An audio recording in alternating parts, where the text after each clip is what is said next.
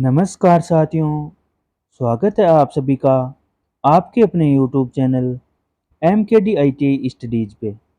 सभी साथियों को राम राम, राधे राधे, जय श्री कृष्णा। बताइए साथियों, कैसे हो? आशा करता हूँ सभी साथी स्वस्थ होंगे, मस्त होंगे और लगातार इस क्वेश्चन सीरीज के माध्यम से अपनी स्टडी का आनंद ले रहे होंगे।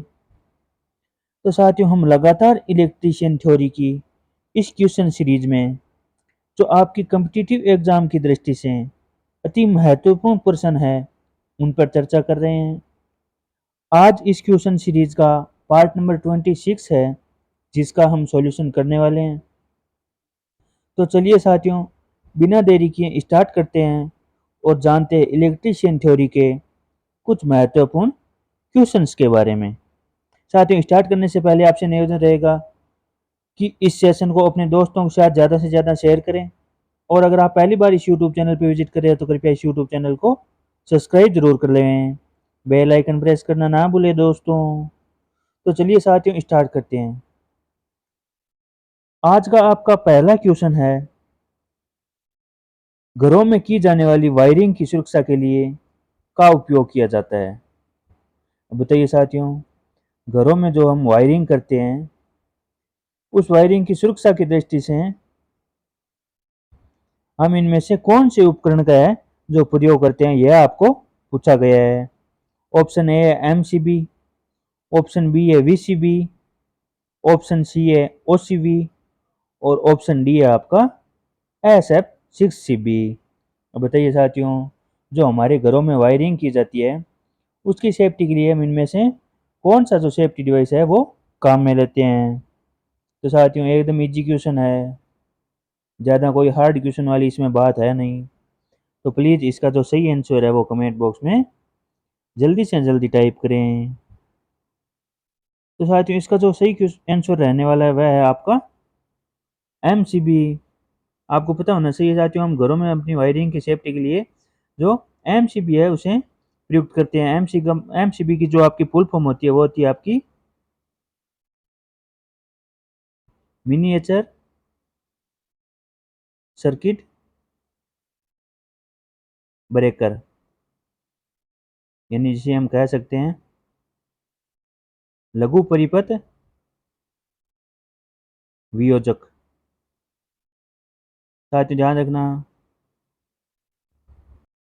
घरों में हमारे वायरिंग में जो सुरक्षा के लिए एमसीबी काम में लेते हैं, क्योंकि यह जो हमारी निम्न रेटिंग के लिए काम में ली जाती है, और घरों में है जो हमारी लगभग 15 से 16 एम्पियर तक की जो आपकी एमसीबी है वो प्रयुक्त की जाती है। बात करें साथियों वीसीबी की, तो वीसीबी है उसकी आपकी फुल फॉर्म होती है वैक्यूम सर्किट ब्रेकर, निर्वात परिपथ योजक जिसे हम कहते हैं। साथियों इसमें ध्यान रखना, आपकी इस सीबी में हम आग बुझाने के माध्यम के रूप में निर्वात को काम में लेते हैं। साथ ही ध्यान रखना, इसमें जो आपके हवा का दबाव होता है वो होता है आपका 10 की घात -7 से 10 की घात -5 टोर तक। ध्यान रखना साथियों, जो आपके हवा के दबाव का जो आपका मात्रक होता है उसे टोर कहते हैं। और इसमें हम निर्वात रखते हैं, यानी ये आपका माइनस में है जो हवा का दबाव होता है 10 की घात 7 से 10 की घात 15 तक है, जो आपका नेगेटिव में है जो एयर प्रेशर होता है। साथियों ध्यान रखना, और इसका मात्रक होता है टोर। और साथियों वीसीबी का प्रयोग है जो हम 22 केवी से 66 केवी तक है, वो ज़्यादातर हम वीसीबी का प्रयोग करते हैं। साथियों ध्यान रखना, यह जो हमारी एमसीबी है वो कम रेटिंग के लिए होती है, यानी जो हमारे घरों में आती है 230 वोल्ट 16 एम्पीयर तक है, जो आपकी एमसीबी काम में ली जाती है, यानी कम रेटिंग के लिए। और वीसीबी है जो आपकी, इसकी रेटिंग है जो आपकी 22 केवी से 66 किलो वोल्ट है तक है, हम वीसीबी काम में लेते हैं। और इसमें जो आपके निर्वात का दबाव होता है, हवा का दबाव होता है, वो आपका 10 की घात -7 से 10 की घात -5 टोर तक होता है, यानी इसमें हम निर्वात को है जो आर्किंग बुझाने के माध्यम के रूप में काम में लेते हैं। साथ ही ध्यान रखना, ज़्यादातर ग्रामीण एरियो में और जो हमारे ग्रिड सब स्टेशन होते हैं वहाँ पे है जो वीसीबी का प्रयोग है ज़्यादातर किया जाता है, यानी रूरल एरिया में और आपके जीएसएस पे है जो आपके वीसीबी का प्रयोग किया जाता है। एमसीबी का प्रयोग हमारे घरों में वायरिंग के लिए किया जाता है।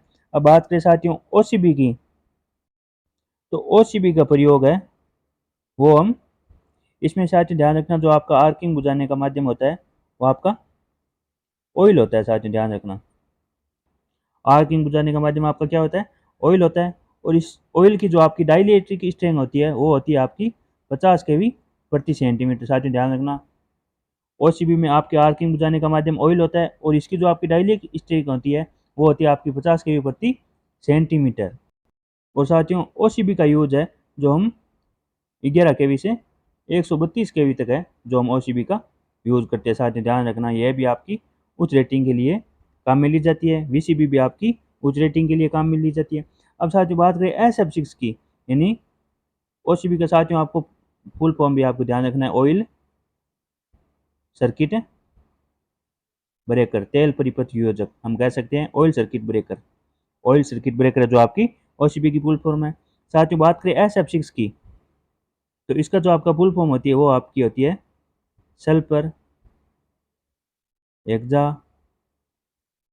फ्लोराइड। SF6 की फुल फॉर्म होती है सल्फर हेक्सा फ्लोराइड। और SF6 का हम यूज है साथियों निम्न वोल्टेज से लेकर जो आपके अति उच्च वोल्टेज होते हैं ना, यानी कम से कम लेके और ज़्यादा से ज़्यादा वोल्टेज तक कहते हैं वो हम SF6 का प्रयोग कर सकते हैं साथियों। और SF6 की जो आपकी आपकी डाइलेक्ट्रिक स्ट्रेंथ होती है वो हवा से आपकी 3 से 5 गुना अच्छी होती है। साथियों ध्यान रखना, SF6 गैस की जो आपकी डाइलेक्ट्रिक स्ट्रेंथ होती है वो आपकी हवा से 3 से 5 गुना अच्छी होती है। और SF6 CB का प्रयोग है जो हम उच्च वोल्टेज में, यानी अति उच्च वोल्टेज होते हैं उस जगह हम SF6 को CB को प्राथमिकता देते हैं। तो साथियों ये हमने बात कर ली MCB, VCB, OCB और SF6 की।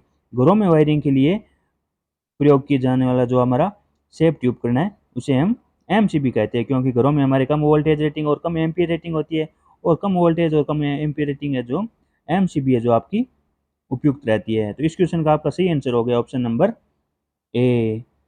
और साथियों ध्यान रखना SF6 CB है जो आपकी सबसे ज़्यादा प्रसिद्ध CB है जो आपकी SF6 है, सल्फर हेक्सा फ्लोराइड। तो इस क्वेश्चन का आपका आंसर हो गया ऑप्शन नंबर ए। चलिए चलते हैं नेक्स्ट क्वेश्चन पे। अगला आपका क्वेश्चन है निम्न में से किस मोटर को घूर्णन ट्रांसफार्मर भी कहा जाता है। बताइए साथियों इनमें से कौन सी मोटर है जिसे हम रोटेटिंग ट्रांसफार्मर भी कहते हैं। ऑप्शन ए है कंपाउंड मोटर, ऑप्शन बी है प्रेरण मोटर, ऑप्शन सी है DC सीरीज मोटर और ऑप्शन डी है DC शंट मोटर। बताइए इनमें से कौन सी मोटर है जिसे हम घूर्णन ट्रांसफार्मर भी कहते हैं। तो साथियों इस क्वेश्चन का जो आपका सही आंसर रहने वाला है वह है ऑप्शन नंबर बी। इन इंडक्शन मोटर को है जो हम घूर्णन मोटर या रोटेटिंग ट्रांसफार्मर भी कहते हैं। साथियों ध्यान रखना, क्योंकि आपके induction motor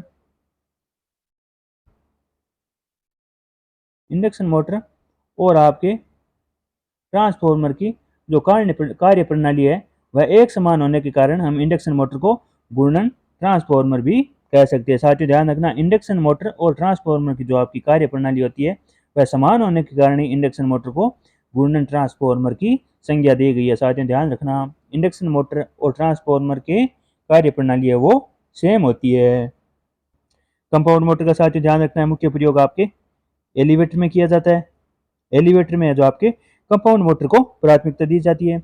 DC series motor जिसे हम यूनिवर्सल मोटर भी कहते हैं, यूनिवर्सल मोटर को DC सीरीज मोटर भी कहते हैं, और इसका प्रयोग है जो आपके उच्च स्टार्टिंग टॉर्क और आपकी हाई स्पीड के लिए करते हैं। साथ ही ध्यान रखना, उच्च स्टार्टिंग टॉर्क और हाई स्पीड के लिए DC सीरीज मोटर का, और DC शंट मोटर का प्रयोग है वो हम सेंट्रीफ्यूगल पंप में है जो मुख्यतः करते हैं। साथ ही ध्यान रखना, कंपाउंड मोटर एलिवेटर में, और श्रेणी मोटर है जो आपकी हाई स्पीड और उच्च स्टार्टिंग टॉर्क के लिए, जैसे हम क्रेन में होइस्ट में वहाँ पे सीरीज मोटर का प्रयोग करते हैं। और शंट मोटर का प्रयोग है जो हम मेनली सेंट्रीफ्यूगल पंप वगैरह में हम शंट मोटर का प्रयोग करते हैं। शंट मोटर की गति भी साथ ही ध्यान रखना लगभग है जो आपकी स्थिर रहती है, यानी सिंक्रोनस मोटर की तरह नियत तो नहीं रहती लेकिन लगभग है जो आपकी शंट मोटर की गति स्थिर रहती है। साथियों ये हम कह सकते हैं कि शंट मोटर की गति है वो लगभग फिक्स रहती है। तो ये जो आपकी घूर्णन ट्रांसफार्मर है वो आपका इंडक्शन मोटर को कहा जाता है, क्योंकि इंडक्शन मोटर और ट्रांसफार्मर की जो आपकी कार्य प्रणाली है वो एक समान होने के कारण ही इंडक्शन मोटर को घूर्णन ट्रांसफार्मर कहा जाता है। इस क्वेश्चन का आपका सही आंसर हो गया ऑप्शन नंबर बी। चलिए चलते हैं नेक्स्ट क्वेश्चन पे। अगला क्वेश्चन है, निम्नलिखित में से डीसी सीरीज मोटर का अनुप्रयोग है। बताइए साथियों, डीसी सीरीज मोटर का कहाँ पे है जो इनमें से प्रयोग किया जाता है। साथियों ये क्वेश्चन बार बार रिपीट हो रहे हैं और मैं ये क्वेश्चन सेम ही क्वेश्चन वापस नहीं लेके आ रहा हूँ। ये सारे क्वेश्चन है जो अलग अलग कम्पिटिटिव एग्जाम में आए गए हैं। तो साथियों मैं अलग अलग कम्पिटिटिव के जो प्रीवियस ईयर्स के पेपर्स हुए हुए हैं उनमें से क्वेश्चन छांट छांट के लेके आ रहा हूँ और ये क्वेश्चन आपके रिपीट हुए हैं। साथियों देख लो कितने सेशनों में इस सीरीज मोटर यूनिवर्सल मोटर से क्वेश्चन आ चुका है। तो साथियों ये मैं रिपीट नहीं कर रहा हूँ, ये जो आपके कम्पिटिटिव एग्जाम में है जो सारे क्वेश्चन है जो रिपीट हो चुके हैं। तो साथियों इन क्वेश्चन पे आपको मुख्य फोकस रखना है क्योंकि ये क्वेश्चन है जो आगे भी रिपीट होने की आपकी प्रबल संभावना है। तो साथियों आप ये मत समझ लेना कि ये क्वेश्चन है जो मैं रिपीट कर रहा हूँ या मैं ये सेम क्वेश्चन लेके आ रहा हूँ। साथियों डीसी सीरीज मोटर का क्वेश्चन है तो डीसी सीरीज मोटर का क्वेश्चन किस 10 तरीकों से पूछा जा सकता है। कभी किस प्रकार पूछ लेते हैं, कभी किस प्रकार पूछ लेते हैं। क्वेश्चन ये ऐसे नहीं आएगा। अब हो सकता है कल वाले सेशन में ऐसा क्वेश्चन आ जाए कि एयर ब्लोअर में कौन सी मोटर का प्रयोग करते हैं, लोकोमोटिव में कौन सी मोटर का प्रयोग करता है, और आज क्वेश्चन आ गया डीसी सीरीज मोटर का अनुप्रयोग कहाँ है। तो क्वेश्चन को घुमा घुमा के कितनी भी तरह की तरीके से पूछा जा सकता है। तो ये सारे क्वेश्चन है जो आपके प्रीवियस कम्पिटिटिव एग्जाम में पूछे गए क्वेश्चन है। तो आप लोगों को इन क्वेश्चंस पे जो बार बार क्वेश्चन पूछे जाते हैं इन पे विशेष ध्यान रखना है क्योंकि आगे भी इस प्रकार के क्वेश्चन पूछे जाने की प्रबल संभावना है। तो साथियों ध्यान रखना डीसी सीरीज मोटर का प्रयोग है जो कहाँ किया जाता है, लेंथ मशीन में, ऑप्शन बी है एयर ब्लोअर में, ऑप्शन सी है लोकोमोटिव में और ऑप्शन डी है सेंट्रीफ्यूगल पंप में। तो बताइए साथियों डीसी सीरीज मोटर का प्रयोग है वो कहाँ पे किया जाता है। तो साथियों इस क्वेश्चन का जो आपका सही आंसर है वह है ऑप्शन नंबर सी, यानी डीसी सीरीज मोटर का प्रयोग है जो हम लोकोमोटिव में या कह सकते हैं जो आपके रेलवे इंजन होते हैं उनमें आपके डीसी सीरीज मोटर का प्रयोग किया जाता है। साथ ही ध्यान रखना लेंथ मशीन में जो आपकी कैपेसिटर रन मोटर का प्रयोग है वो आपके लेंथ मशीन में किया जाता है। एयर ब्लोअर में जो आपकी शेडेड पोल मोटर का प्रयोग किया जाता है। और साथ ही सेंट्रीफ्यूगल पंप मैंने अभी बताया आपको शंट मोटर है जो आपकी सीएफएस या हम कह सकते हैं सेंट्रीफ्यूगल पंप में जो आपकी शंट मोटर का प्रयोग किया जाता है। लोकोमोटिव में आपके रेलवे इंजन में आपकी सीरीज मोटर का प्रयोग किया जाता है और एयर ब्लोअर में शेडेड पोल मोटर का प्रयोग किया जाता है और लेंथ मशीन में जो आपकी कैपेसिटर रन मोटर का प्रयोग किया जाता है। तो इस क्वेश्चन का आपका सही आंसर हो गया ऑप्शन नंबर सी, यानी आपके सीरीज मोटर का प्रयोग है वो हम लोकोमोटिव या रेलवे इंजन में है जो सीरीज मोटर का प्रयोग करते हैं क्योंकि इसका स्टार्टिंग टॉर्क उच्च होता है और इसकी गति भी क्या उच्च होती है। चलिए साथियों चलते हैं नेक्स्ट क्वेश्चन पे। दोस्तों प्लीज़ इस सेशन को अपने दोस्तों के साथ ज़्यादा से ज़्यादा शेयर करें। अगला आपका क्वेश्चन है डिस्ट धारा मोटर में ध्रुवों की संख्या होती है। बताइए साथियों जो आपकी डीसी मोटर होती है उसमें पोल की संख्या इनमें से किसके समानुपाती है, किसकी व्युत्क्रमानुपाती होती है, यह आपको पूछा गया है। ऑप्शन ए है चाल की व्युत्क्रमानुपाती, ऑप्शन बी है चाल के अनुक्रमानुपाती, ऑप्शन सी है चाल के बराबर और ऑप्शन डी है चाल से अधिक। डीसी मोटर में आपको पोल की संख्या इनमें से किसके समानुपाती होती है, किसके बराबर होती है, किससे अधिक होती है, किससे व्युत्क्रमानुपाती होती है, कौन सा कथन इनमें से सही है, यह आपको पूछा गया है।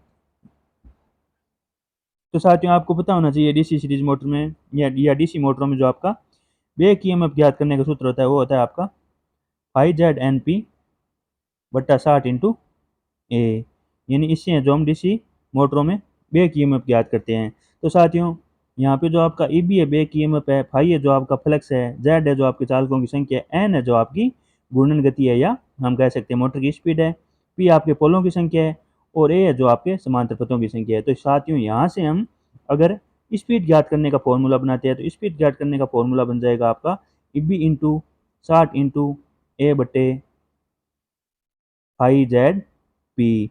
तो साथियों अब यहाँ से देख सकते हो कि आपकी जो गति है वो आपके पोल की संख्या के व्युत्क्रमानुपाती है। साथियों हम कह सकते हैं जो आपकी स्पीड है वो आपके ध्रुवों की व्युत्क्रमानुपाती है, ये आपके समानुपाती का चिन्ह हो गया। और अगर ये पी बट्टा में नहीं होता सीधा ऊपर होता तो हम कह सकते थे कि जो आपकी मोटर की गति है वो आपके पोल्स की संख्या के समानुपाती होती है।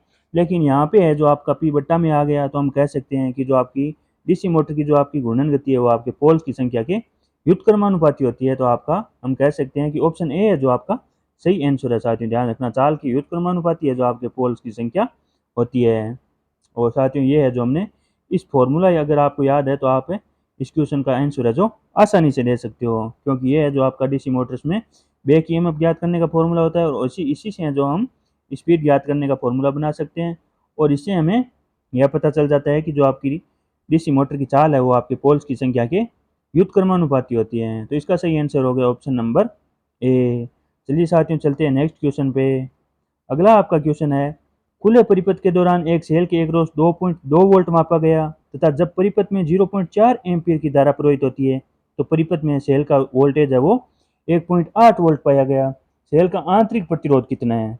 बहुत ही अच्छा क्वेश्चन है साथियों, जो आपके प्रतिरोध धारा और वोल्टेज में संबंध स्थापित करती है। इस प्रकार का फॉर्मूला आपको याद है तो आप इस क्वेश्चन का आंसर है जो आसानी से दे सकते हैं। तो साथियों ध्यान रखना, जब ओपन सर्किट है तो उस टाइम में जो आपका सेल का वोल्टेज है वो आपका 2.2 वोल्टेज मापा गया। और जब इसे एक सर्किट में जोड़ दिया जाता है और उस सर्किट में जो आपकी धारा का प्रवाह है वो आपका 0.4 एम्पीयर है, यानी आई है जो आपका 0.4 एम्पीयर है, उस समय जो आपके इस सेल का विभव है वो 1.8 वोल्ट हो जाता है अगर हम इसे सर्किट में जोड़ते हैं। तो साथ ही ध्यान रखना, ये जो आपकी विभव में परिवर्तन आया है वो किसके कारण आया है? इस सर्किट का जो आपका आंतरिक प्रतिरोध है ना, इसी के कारण है जो आपके इस वोल्टेज में गिरावट आई है। तो साथियों यहाँ से हम आंतरिक प्रतिरोध का, आपको पता है प्रतिरोध ज्ञात करने का फॉर्मूला क्या होता है, आर बराबर वी बटे आई। वी कितना लेंगे? तो साथियों ध्यान रखना, वोल्टेज ड्रॉप आपका कितना है? 2.2 से 1.8 यानी 0.4 वोल्ट है जो आपका वोल्टेज ड्रॉप हुआ है इस आंतरिक प्रतिरोध के कारण।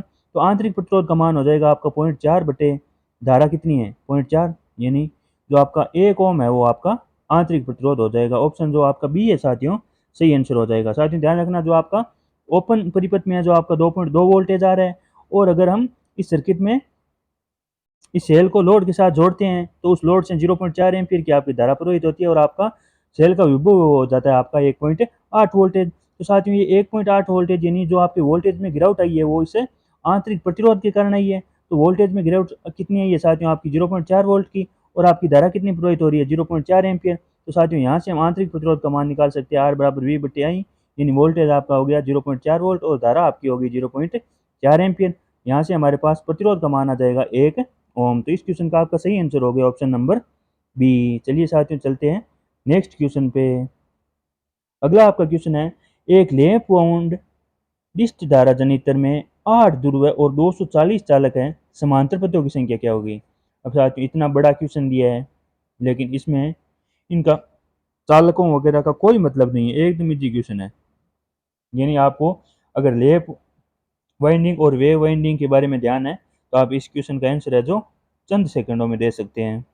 तो साथ ही ध्यान रखना, जो आपकी डीसी मोटरों में एक तो होती है आपकी लैप वाइंडिंग और एक होती है आपकी वेव वाइंडिंग। तो साथ ही ध्यान रखना, लैप वाइंडिंग में जो आपके समांतर पथों की संख्या होती है वो पोल की संख्या के बराबर होती है, यानी हम कह सकते हैं पोल की संख्या समांतर पथों की संख्या के बराबर होती है। और वेव वाइंडिंग में जो आपके समांतर पथों की संख्या होती है वो आपकी 2 होती है, यानी साथियों फिक्स होती है वेव वाइंडिंग में। वेव वाइंडिंग में अगर आपको समांतर पथों की संख्या पूछ ले तो आपको 2 ही आंसर देना है, और अगर आपको लैप वाइंडिंग में पूछ ले तो पोलों की संख्या के बराबर ही है जो आपके समांतर पथों की संख्या होती है। तो साथ ही ध्यान रखना, यहाँ पे आपको लैप वाइंडिंग का पूछा है, तो लैप वाइंडिंग में आपके पोलों की संख्या 8 है। तो साथ ही ध्यान रखना, पोलों की संख्या के बराबर ही आपके समांतर पथों की संख्या होगी, और पोलों की संख्या 8 है तो आपके समांतर पथों की संख्या भी क्या होगी? 8 होगी, यानी ऑप्शन नंबर ए है जो आपका सही आंसर है।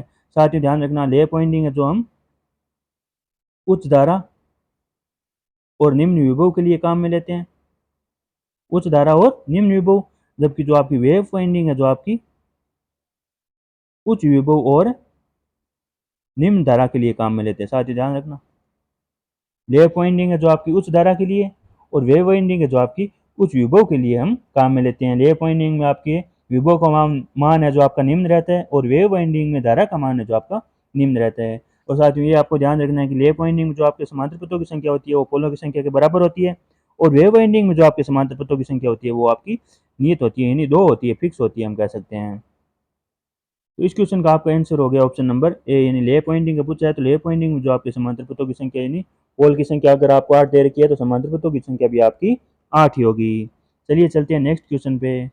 अगला आपका क्वेश्चन है, निम्नलिखित में से लैंप का प्रतीक है, बताइए साथियों लैंप का चिन्ह इनमें से आपको कौन सा दे रखा है, यह आपको बताना है। बताइए साथियों, लैंप का प्रतीक है वो इनमें से कौन सा दे रखा है? तो साथियों ये आपको पता होना चाहिए, ये होता है आपका बजर का। और ये अगर इस प्रकार से बना होता है तो ये होता है आपका घंटी का। ये हो गया आपका बजर का। और इस प्रकार का जो आपका चिन्ह होता है ये होता है आपका एलईडी का, यानी लाइटिंग इमिटिंग डायोड, प्रकाश उत्सर्जक डायोड का है, जो आपका इस प्रकार का सिंबल होता है। और ये होता है साथियों आपके लैंप का सिंबल है, जो इस प्रकार से होता है। और ये होता है आपका एलडीआर, मतलब लाइट डिपेंडेंट रजिस्टर। साथियों ध्यान रखना, ये होता है आपका एलडीआर का, लाइट डिपेंडेंट रजिस्टर का। ये होता है आपका लैंप का। और ये होता है आपका एलईडी यानी प्रकाश उत्सर्जक डायोड का। और ये होता है आपका बजर का। और ये अगर इस प्रकार से सही धुआं सीधा बना हो तो आपका घंटी का होता है, और ये इस प्रकार उल्टा बना होता है तो आपका बजर का होता है। तो लैंप का पूछा है तो ऑप्शन सी है जो आपका सही आंसर रहने वाला है। लैंप का चिन्ह है जो आपका कुछ इस प्रकार बना होता है। चलिए साथियों चलते हैं नेक्स्ट क्वेश्चन में।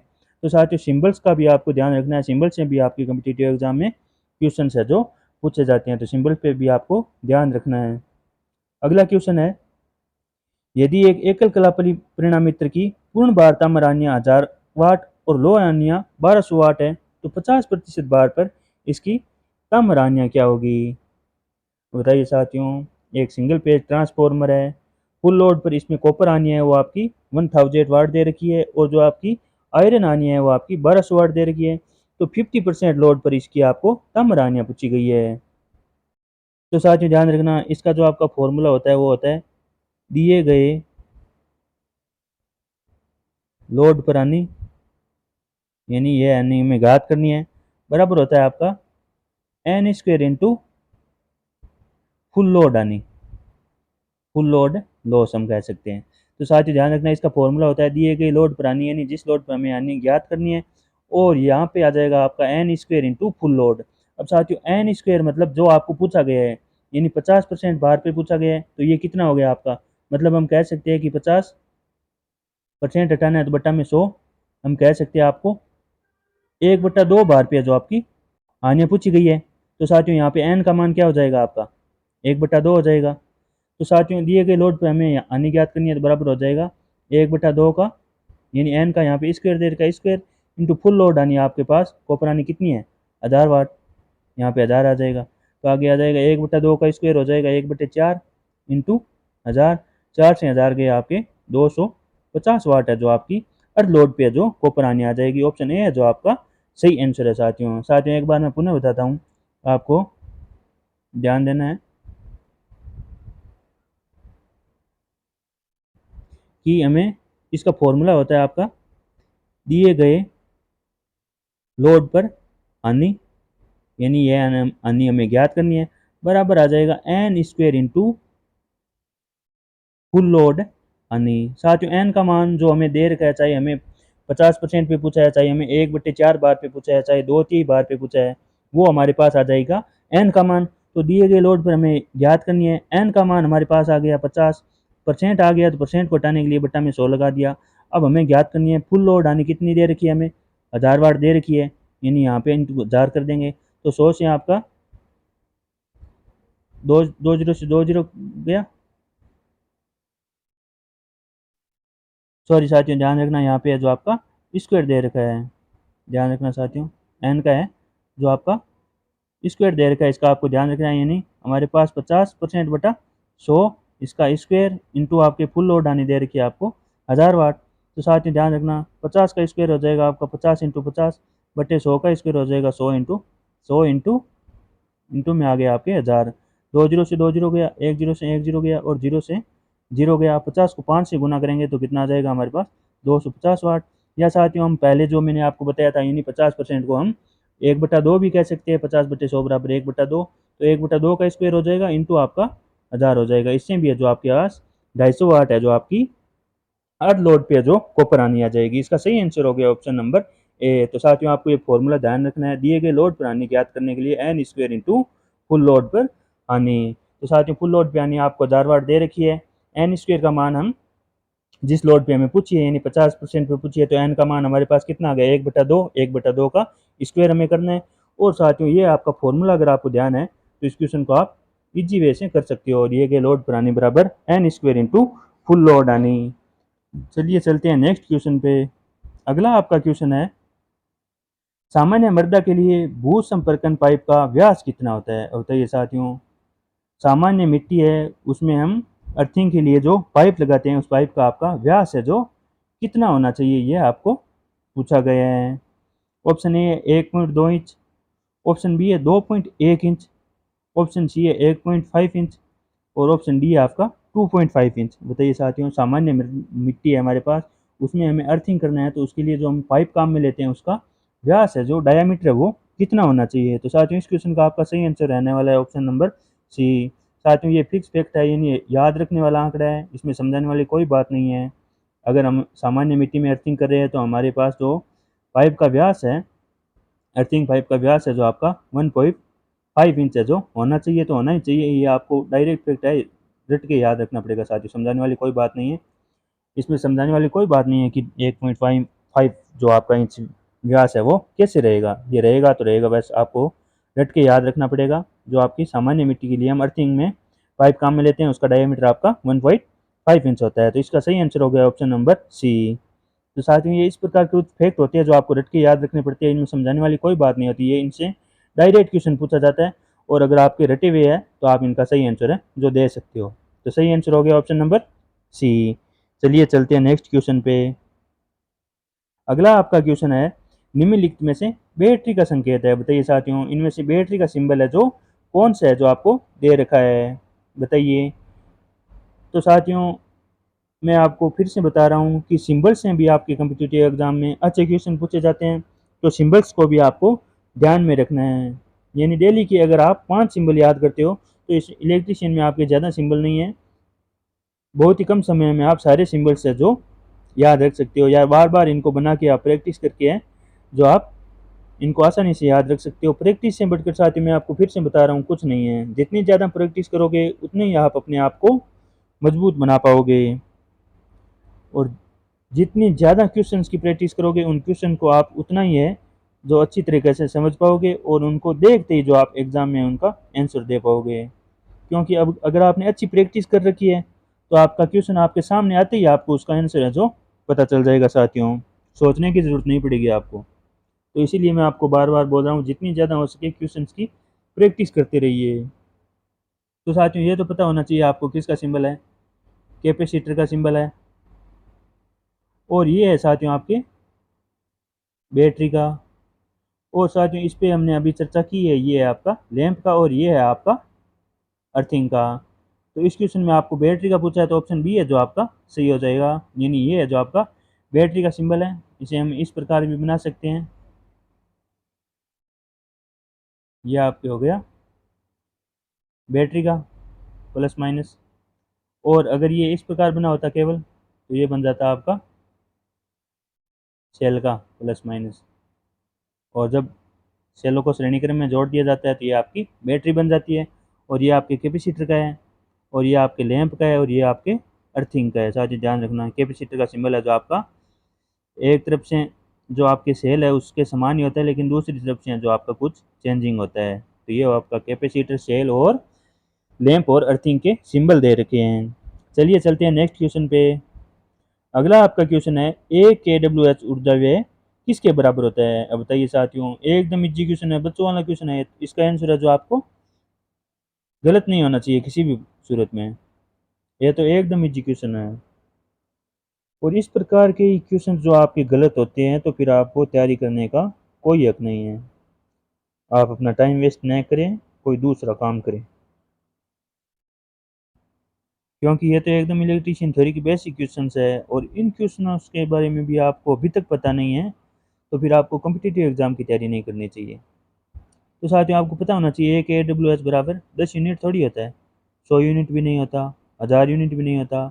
एक KWH को हम 1 यूनिट कहते हैं। साथियों ध्यान रखना ऑप्शन डी है जो आपका इसका सही आंसर है। साथियों ध्यान रखना KWH का मतलब होता है किलो वाट आवर।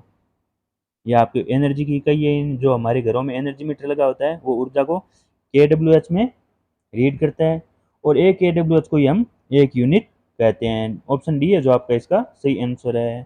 दोस्तों प्लीज़ इस सेशन को अपने दोस्तों के साथ ज़्यादा से ज़्यादा शेयर करें। अगला क्वेश्चन है आपका, व्यावसायिक सुरक्षा के अनुसार लाल रंग कोड क्या इंगित करता है? अब बताइए साथियों, जो आपकी व्यावसायिक सेफ्टी के अकॉर्डिंग है, जो आपका रेड कलर है वो किसको इंगित करता है, ये आपको पूछा गया है। ऑप्शन ए है तत्काल कोई खतरा नहीं। साथियों ये तो हो नहीं सकता, तत्काल खतरे का तो रेड रंग है जो आपका प्रदर्शित करता है। ऑप्शन बी है सेफ्टी उपकरण, सेफ्टी उपकरण का आपका रेड रंग नहीं होता साथियों। ऑप्शन सी है प्राथमिक चिकित्सा उपकरण, तो प्राथमिक चिकित्सा उपकरणों का साथियों ध्यान रखना, आपके जो ग्रीन कलर है या आपका वाइट कलर है वो हो सकता है। तो ऑप्शन डी दे रखा है साथियों, यहाँ पे सी नहीं है, ये डी है। ऑप्शन डी दे रखा है अग्नि सुरक्षा उपकरण, तो साथियों ध्यान रखा जो आपके फायर सेफ्टी डिवाइस होते हैं उनका जो आपका व्यवसाय सुरक्षा के अनुसार जो आपका कलर कोड है वो आपका रेड रंग का होता है। साथियों ध्यान रखना। क्वेश्चन है जो आपका ऑक्यूपेशनल एंड हेल्थ सेफ्टी से चैप्टर से है, जो आपका इंपॉर्टेंट क्वेश्चन है साथियों ध्यान रखना। इस प्रकार का क्वेश्चन है जो आपका इंपॉर्टेंट है, एग्जाम में आपके पूछे जाने की अच्छी संभावना है इस प्रकार के क्वेश्चंस की, क्योंकि आपका सेफ्टी के पर्पज से पूछा गया क्वेश्चन है। तो साथियों ध्यान रखना जो आपकी व्यावसायिक सुरक्षा के अनुसार जो आपका लाल रंग है वो आपका सेफ्टी यानी फायर सेफ्टी डिवाइस को इंगित करता है। ऑप्शन डी है जो आपका सही आंसर है। चलिए साथियों चलते हैं नेक्स्ट क्वेश्चन पे। अगला आपका क्वेश्चन है, इनमें से किस प्रकार की वायरिंग का उपयोग स्थायी उद्देश्य के लिए नहीं किया जाता है? अब बताइए साथियों, स्थायी उद्देश्य के लिए नहीं किया जाता मतलब अस्थायी उद्देश्य के लिए किया जाता है। अब बताइए साथियों, इनमें से कौन सी वायरिंग है जो आपकी अस्थायी वायरिंग है? ऑप्शन ए है पीवीसी, ऑप्शन बी है सीटीसी या टीआरएस, ऑप्शन सी है धात्विक, और ऑप्शन डी है आपकी क्लिट वायरिंग। तो साथियों ये भी आपका एकदम इजी क्वेश्चन है, ये भी आपके सेशंस में रिपीट हो रहा है क्वेश्चन साथियों ध्यान रखना, और ये कॉम्पिटिटिव एग्जाम में रिपीट हो रहा है, इसीलिए जो आपके सेशन में रिपीट हो रहा है साथियों। क्योंकि ये क्वेश्चन है जो मैं अपनी तरफ से नहीं बना रहा हूँ, ये साथियों सारे क्वेश्चन है जो मैं अलग अलग प्रीवियस ईयर के जो टेक्नीशियंस हैं इलेक्ट्रीशियन के जो एग्जाम लगे हैं उनके क्वेश्चन है जो मैं आपके सामने लेके आ रहा हूँ। और उन सारे एग्जाम में इस प्रकार के क्वेश्चन जो रिपीट होते हैं, तो वे क्वेश्चन है जो आपके इस सेशन में भी आपको रिपीट हो जाते हैं। तो इससे आपको घबराना नहीं है कि ये तो बार बार रिपीट हो रहे हैं क्वेश्चन, सेम ही क्वेश्चन करवा रहे हैं। तो साथियों इन क्वेश्चन पे आपका मुख्य फोकस होना चाहिए, क्योंकि इस प्रकार के क्वेश्चन अगर पीछे रिपीट हुए हैं तो आगे भी इन क्वेश्चन की रिपीट होने की आपकी प्रबल संभावना है। इस क्वेश्चन पे आपकी पकड़ है जो मजबूत होनी चाहिए, यानी बार बार रिपीट हो रहे हैं तो वो आगे भी रिपीट होंगे। और इस प्रकार के क्वेश्चन अगर आपके गलत हो रहे हैं, यानी रिपीट होने वाले क्वेश्चन भी आपके गलत हो रहे हैं, तो फिर आपके नए क्वेश्चन से सही कैसे होंगे? तो साथियों इस प्रकार के क्वेश्चन जो बार बार रिपीट हो रहे हैं उन पे आपको मुख्य फोकस रखना है, यानी ये क्वेश्चन है जो आगे भी प्रबल संभावना है साथियों इस प्रकार के क्वेश्चन पूछे जाने की। तो साथियों बताइए इनमें से जो आपकी अस्थायी वायरिंग है वो कौन सी है? साथियों पीवीसी का ध्यान रखना आपका होती है पॉली विनाइल क्लोराइड। साथियों ध्यान रखना पॉलीविनाइल क्लोराइड है जो आपकी पीवीसी की फुल फॉर्म होती है। सीटीसी की होती है आपकी कब रबर सीटेड, और टीआरएस की होती है आपकी, ये आ गई आपकी सीटीसी की, और टीआरएस की होती है दो रबर सीटेड। ध्यान रखना पॉलिसी की पीवीसी की होगी पॉलीविनाइल क्लोराइड, सीटीसी की होगी कब रबर सीट, कब रबर नहीं कब टायर साथियों शायद सॉरी ध्यान रखना कब टायर सीट है वो आपकी सीटीएस की फुल फॉर्म होगी, और टीआरएस की होगी दो रबर सीट है, यानी सीटीसी की सीटीएस की ध्यान रखना साथियों कब टायर सीट है, रबर नहीं है, इसके लिए समझ आता हूँ, रबर नहीं होगा आपका, रबर मैंने टीआरएस के भरोसे लिख दिया था। सीटीएस की है जो आपकी कब टायर सीट होगी, और आपकी टीआरएस की है उसकी आपकी दो रबर सीट होगी।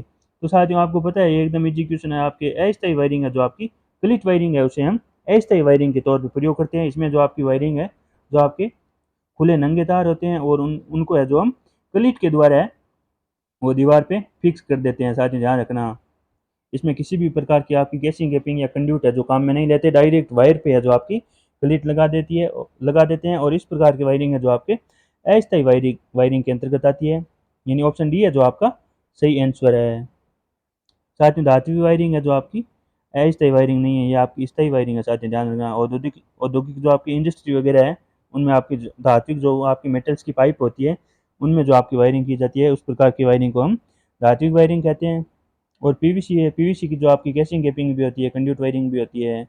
और सीटीएस जो आपकी कब टायर शीट या टीआरएस है जो आपकी दो रबर शीट है, ये भी आपकी स्थायी वायरिंग होती है साथियों। जो आपकी अस्थायी वायरिंग है वो आपकी गलित वायरिंग। ऑप्शन डी है जो इस क्वेश्चन का सही आंसर है। चलिए चलते हैं नेक्स्ट क्वेश्चन पे। अगला आपका क्वेश्चन है, यदि परिणमन अनुपात ट्रांसफॉर्मेशन रेशियो 1 से अधिक है के का मान, तो द्वितीय कुंडली में फेरों की संख्या n2 और प्राथमिक कुंडली में फेरों की संख्या n1 में क्या संबंध है? बताइए साथियों।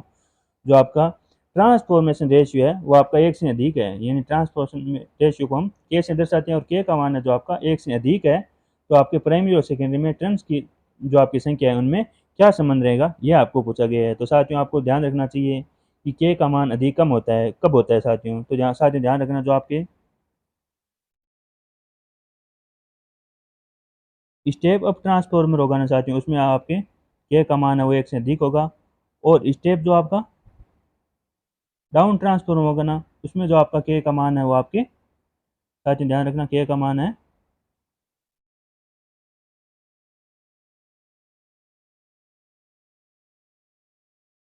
1 से कम होगा, साथियों ध्यान रखना। स्टेप अप में तो आपके के का मान 1 से अधिक, और स्टेप डाउन में जो आपका के का मान 1 से कम रहेगा। तो साथियों स्टेप अप का यहाँ पे हम कह सकते हैं पूछा है, यानी के का मान 1 से अधिक दे रहे हैं।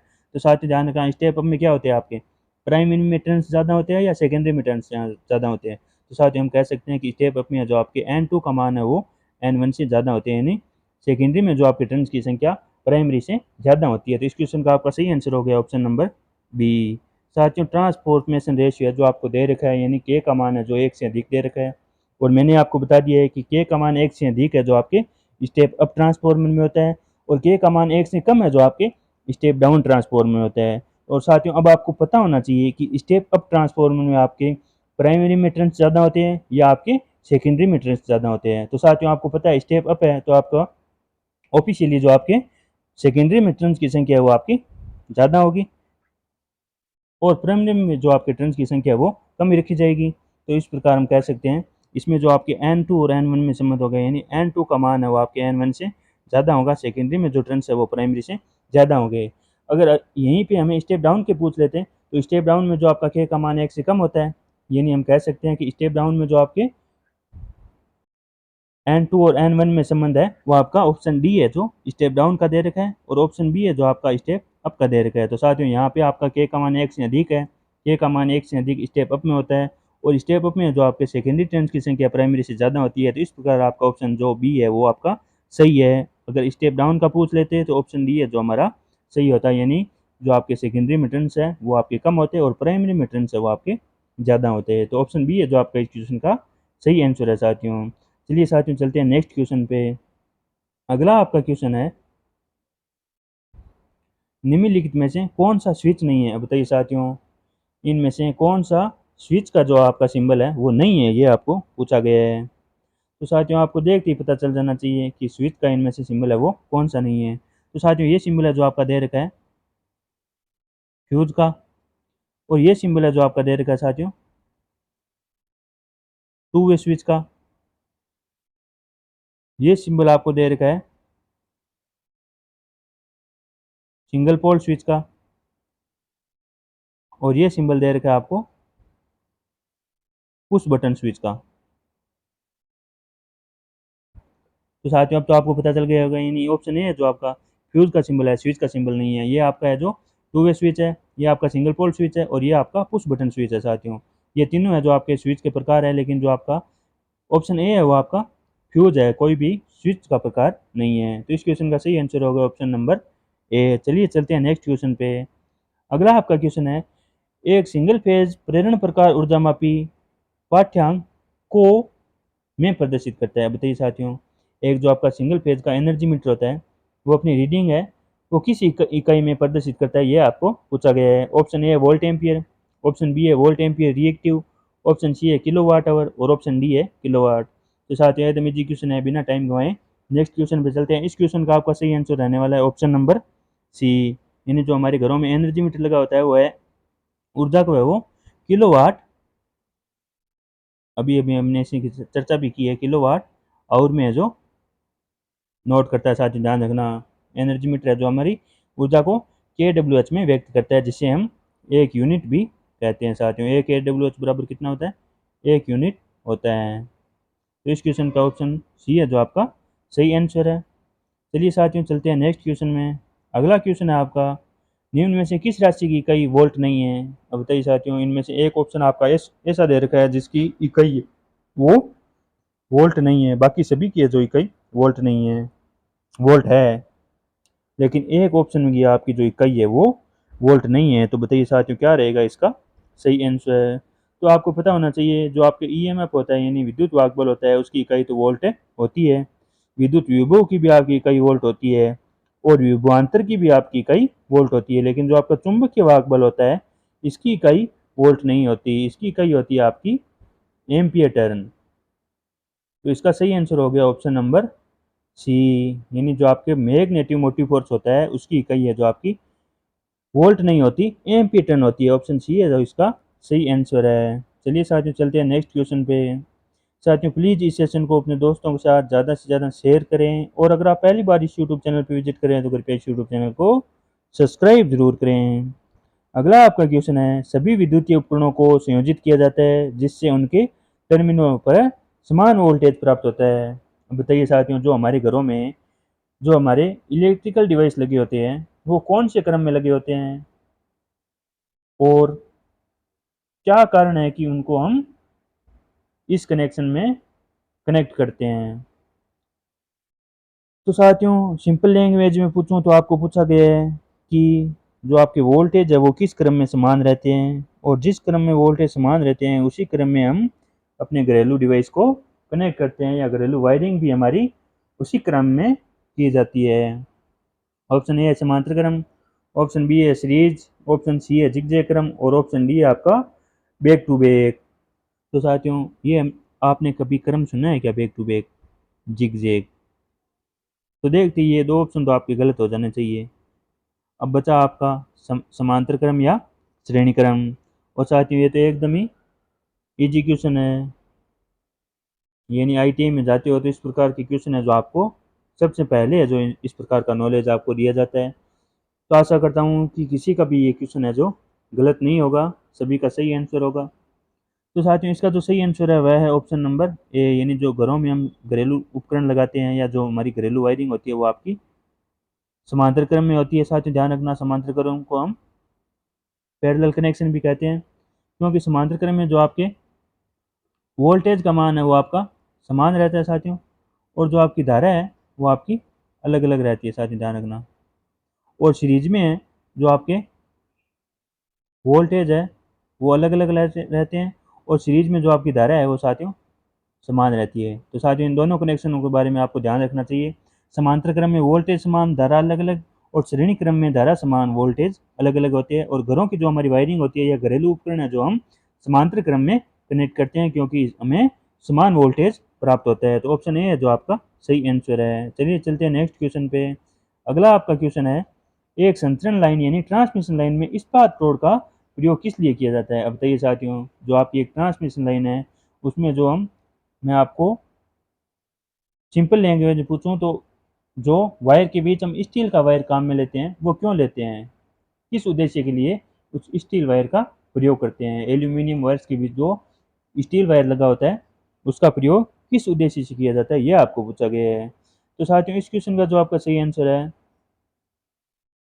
वो क्या रहने वाला है ये आपको कमेंट बॉक्स में बताना है। ऑप्शन ए है लाइन की प्रयुक्तता को कम करने के लिए, ऑप्शन बी है लाइन की मजबूती में वृद्धि करने के लिए, ऑप्शन सी है लाइन की लागत को कम करने के लिए, और ऑप्शन डी है लाइन के भार में वृद्धि करने के लिए। बताइए साथियों ट्रांसमिशन लाइन में हम स्टील का वायर है जो क्यों काम में लेते हैं। तो इसका आपका सही आंसर रहने वाला है ऑप्शन नंबर बी, यानी लाइन की मजबूती में वृद्धि करने के लिए जो हम एल्यूमिनियम वायर्स के बीच जो आपका एक है स्टील का कोर है या स्टील वायर है जो हम प्रयोग करते हैं। साथियों ध्यान रखना इसका मुख्य उद्देश्य होता है आपकी लाइन को मजबूती प्रदान करना, क्योंकि साथियों आपके एल्यूमिनियम वायर है जो आपकी इतनी तनन सामर्थ्य है वो सहन नहीं कर पाती है या इतनी मजबूत नहीं होती है, तो उनके बीच जो आपका एक स्टील वायर रख दिया जाता है, इससे जो आपकी लाइन की तनन सामर्थ्य या हम कह सकते हैं कि जो आपकी मजबूती है वो बढ़ जाती है।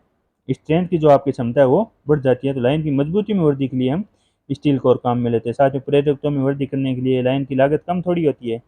स्टील का वायर एक्स्ट्रा रख रहे हैं तो लागत तो बढ़ेगी। लाइन के बाहर में वृद्धि करने के लिए ये तो एक प्रकार का लॉस है, लॉस के लिए हम वायर काम में थोड़ी लेते हैं कोई। तो ऑप्शन बी है जो आपका सही आंसर है। चलिए चलते हैं नेक्स्ट क्वेश्चन पे। अगला आपका क्वेश्चन है, दिया गया प्रतीक क्या दर्शाता है। और साथियों आज के सेशन के आपका अंतिम क्वेश्चन है। तो यह प्रतीक है साथियों, इनमें से आपका क्या दर्शाता है यह आपको पूछा गया है। ऑप्शन ए है परिवर्ती प्रतिरोध, ऑप्शन बी है विभव मापी, ऑप्शन सी है प्रेरकत्व और ऑप्शन डी है प्रतिरोध।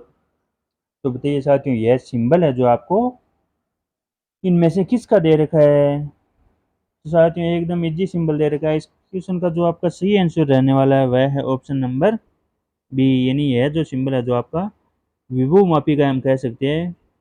पोटेंशियोमीटर जो हम पोटेंशियोमीटर का जो आपका सिंबल है जो हमें दे रखा है, पोटेंशियोमीटर का जो आपका सिंबल है वो कुछ इस प्रकार हमें देखने को मिलता है साथियों। तो ऑप्शन बी है जो आपका इसका सही आंसर हो गया। तो साथियों ये हमने आज के सेशन के सारे क्वेश्चन है जो सॉल्व कर लिए हैं। और साथियों मैं आपको पुनः बताना चाहूँगा एक बार कि ये सारे क्वेश्चन है जो प्रीवियस एग्जाम में पूछे गए क्वेश्चन है और आगे भी इसी प्रकार के क्वेश्चन है जो पूछे जाने की संभावना है साथियों। क्योंकि कम्पिटिटिव एग्जाम में आपके 70 to 80% क्वेश्चन है जो आपके पिछले कम्पिटिटिव एग्जाम के ही रिपीट होते हैं। बस उनमें थोड़ा बहुत चेंजिंग कर दिया जाता है ऑप्शन वगैरह में, बाकी क्वेश्चन है जो उसी प्रकार के है जो क्वेश्चन रिपीट होते हैं आपके हैं। तो आप है जो इन क्वेश्चंस की बार बार प्रैक्टिस करते रहिए। जितनी ज़्यादा प्रैक्टिस करोगे आप उतनी ज़्यादा अपने आप को मजबूत पाओगे और आगे कम्पिटिटिव एग्ज़ाम में आने वाले क्वेश्चंस को सॉल्व कर पाओगे।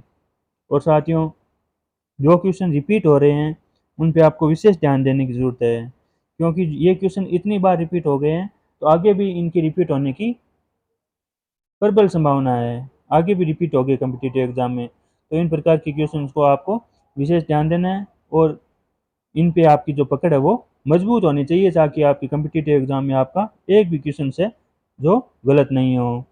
तो चलिए साथियों मिलते हैं अपनी इस क्वेश्चन सीरीज के अगले सेशन में। तब तक आप सभी साथी इन क्वेश्चंस का रिवाइज करते रहिए।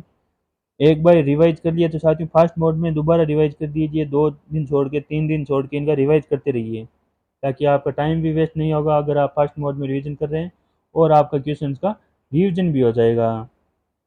और साथियों जितनी ज़्यादा प्रैक्टिस करोगे ना उतनी ज़्यादा हैं जो क्वेश्चंस आपके दिमाग में सेट हो जाएंगे और आप कम्पिटिटिव एग्जाम में इनका सही आंसर दे पाओगे। प्रैक्टिस से बढ़कर कुछ नहीं है, जितनी ज़्यादा हो सके प्रैक्टिस करते रहिए। ऑब्जेक्टिव क्वेश्चंस की प्रैक्टिस है वो आपके लिए बहुत उपयोगी साबित होगी साथियों। तो चलिए साथियों मिलते हैं नए वीडियो में नए इलेक्ट्रीशियन थ्योरी के क्वेश्चन के साथ। तब तक सभी साथियों को राम राम, राधे राधे, जय श्री कृष्णा। और साथियों हो सके तो इस सेशन को अपने दोस्तों के साथ ज़्यादा से ज़्यादा शेयर कर दीजिए, लाइक कर दीजिए। और अगर आप पहली बार इस चैनल पे विजिट कर रहे हैं तो इसको सब्सक्राइब करके बेल आइकन ज़रूर पर प्रेस कर लीजिए। धन्यवाद साथियों।